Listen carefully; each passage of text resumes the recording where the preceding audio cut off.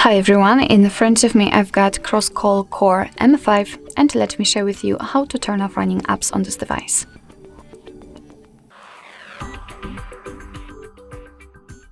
So all we have to do is to open the recents, and depending on what kind of navigation type you've got set, you can do it differently.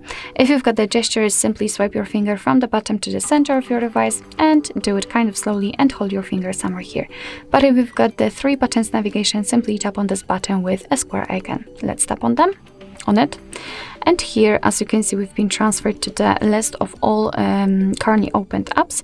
And if you want to, you can, for example, close only one of it or 2 of them, just find it and swipe it up just like that.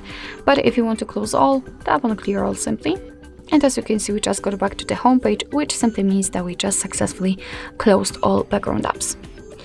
Alright, so that will be all. Thank you so much for watching. I hope that this video was helpful, and if it was, please hit the subscribe button and leave the thumbs up.